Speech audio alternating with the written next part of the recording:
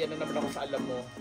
Medyo nasad talaga ako dahil nasad talaga ang Unbettable Channel. Gawa ng sino ba naman ang may gusto ng giyera, 'di ba? Sino ba naman ang gusto ng may mga kapwa Pilipino tayo na naiipit, nadadamay, lalo nga dito sa kasalukuyang kaguluhan ngayon sa Israel po.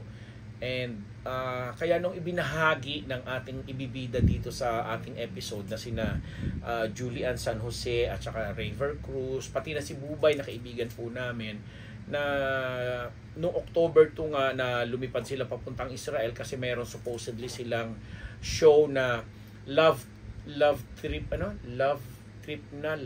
something like that. Yun, love trip pa na show dapat nung October 7 sa Israel. Kaya lang bago nga maganap yung show ay nagkaroon na nga ng mga bombahan, sabugan at kung ano-ano pa na mga labanan ng ilang kumukontra sa gobyerno ng Israel at saka yung mga militanteng tinatawag nilang Hamas, yung militanteng Hamas versus na Israeli forces. 'Di ba? Doon nga sa napanood kong interview nito ni Julian at saka ni Raver sa Fast Talk ni Kuya Boy Abunda. Sinasabi nito ni Raver na pag nandun ka daw po, apektado ka na rin sa mga nangyayari. Kung kumusta ba yung mga kababayan natin doon, ilan ba ang nadamay, at kung kumusta yung sitwasyon at ang gulo nila. Kumusta yung sitwasyon at yung mga nangyayaring gulo, yun. Kaya naman parang feeling ko nagkaroon ng debriefing ang tawag doon, di ba? Tama ba ako doon? Yung dinidebrief ka pag na-expose ka sa mga ganitong pangyayari. Tapos parang hindi mo alam na kahit papaano may epekto sa iyo yun eh. Hindi man ikaw na trauma na nakikita physically or emotionally or mentally or sa paraan mo ng pagsasalita, pero merong side effect yun, lalo pat yung sinasabi nating lugar ay talagang naririnig mo yung malalakas na pagsabog, yung mga nakikita nga, kahit tayo nga di ba nakikita natin sa mga pinadadala sa ating mga footage at saka sa mga social media posting ng iba na talagang lumilipad yung mga kung anong mga pabomba doon, etc. Dahil nga dito sa nagtutunggali ang puwersa ng mga Israeli government forces at saka yung militanteng grupong Hamas sa Israel. At may mga balita na nga tayong as of today, habang pinopodcast po namin ito, may mga nakarating na ng balita na may mga ilang kababayan na rin talaga tayong sinawimpalad na mga nagtatrabaho doon, may caregivers, may mga ilang naging buhay na rin nila yung Israel kasi nakapangasawa sila ng mga Israelites at mga doon na sila nanirahan, na naipit talaga sa ganung sitwasyon. Nakakalungkot kasi 'di ba, this year lang din nung nagkaroon din ng giyera yung Ukraine, 'di ba, Russia and talagang ang daming naging epekto rin sa buong mundo, sa atin na lang, 'di ba, hanggang ngayon nagkakaroon pa rin tayo ng problema sa patuloy na pagtaas ng mga gasolina at mga iba pang produkto na ginagamit natin, na kinukuha natin sa ibang bansa, di ba? So ngayon, ang maganda dito sa ibinahaging karanasan ni Raver at saka ni Julian during the interview, ito talagang parang sinasabi nitong dalawa na parang may purpose si God na kung bakit sila nagkasama at naipit sila sa ganung situation. Kaya nga parang nawika ito, nasabi ni Raver na parang in soul, in spirit, in heart, asawa na niya sa turing itong si Julian, kasi nga he really has to protect her from kung ano man yung posibleng mangyari, kasi talagang kung nandoon ka nga daw sa sitwasyon na gano'n na nasa tabi mo lang at naririnig mo ang mga putukan sa bugan, talagang isipin mo na lang yung matibay mong pananalig sa Diyos at yung baon-baon mong lakas ng loob, at syempre pa sa kanya rin huhugot siguro ng lakas ng loob at tapang itong si Julian. Kaya sinasabi nila, although syempre may mga kasama silang involved sa production, sinasabi nila syempre iba pa rin yung si Julian ay in real life ay boyfriend niya itong si Raver, at talagang parang sige, bahala ka na sa akin, something like that. And nung makachikahan naman namin si Bubay na supposedly isa rin sa mga performers doon, talagang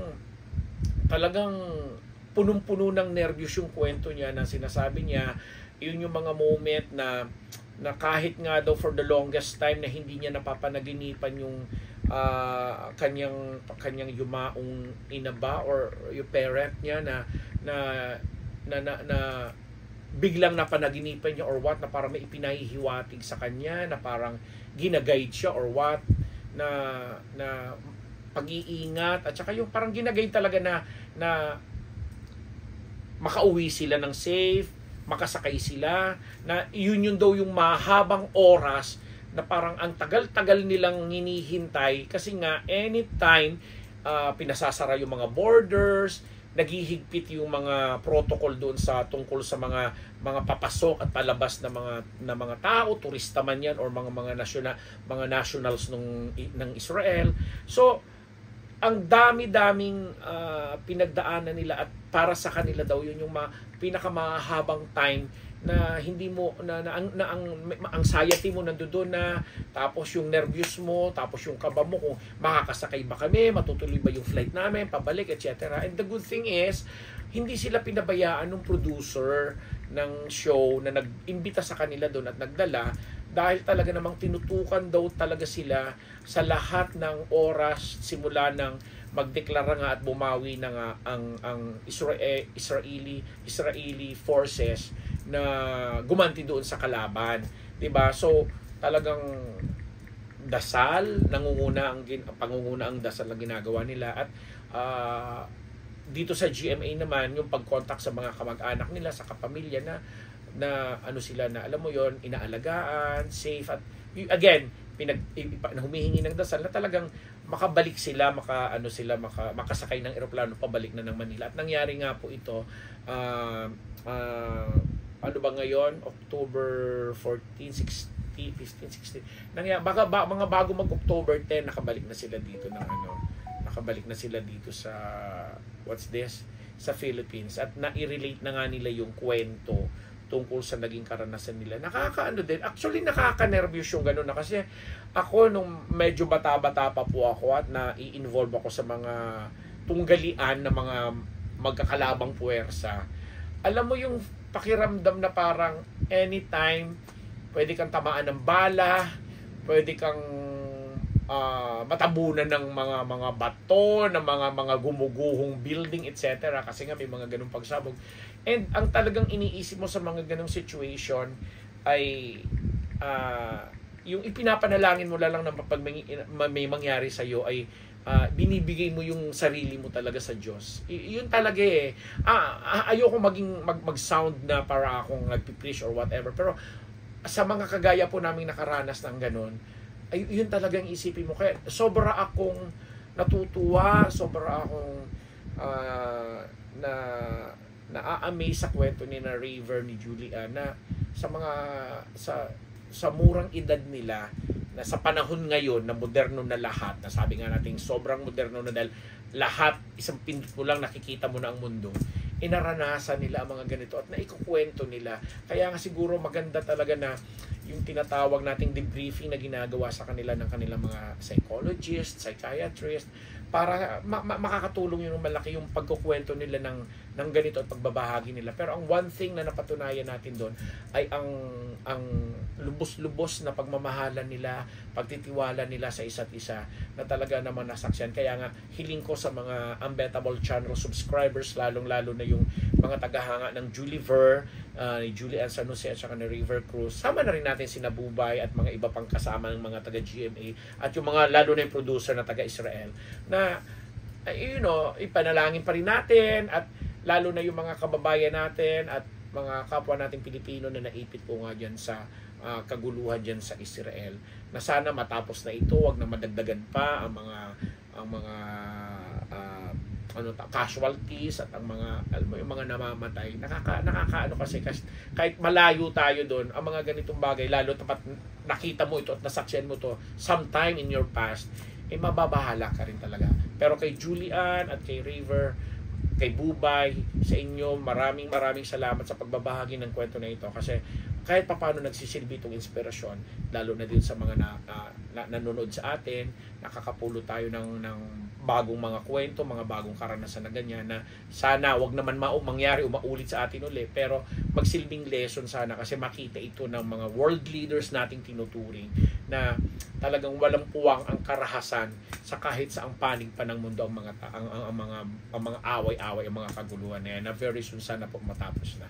Ako ang inyong lingkod, Papa Unbearable Nabos. Tinatapos ko po itong plan na ito na ayoko na magkwento pa ng kung ano-ano.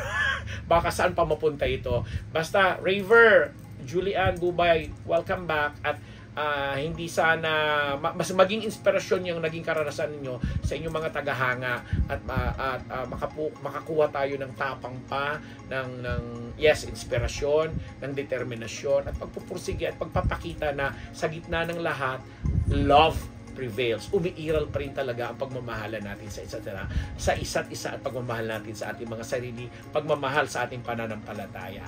Maraming salamat. Unbearable Nabos po. Bye.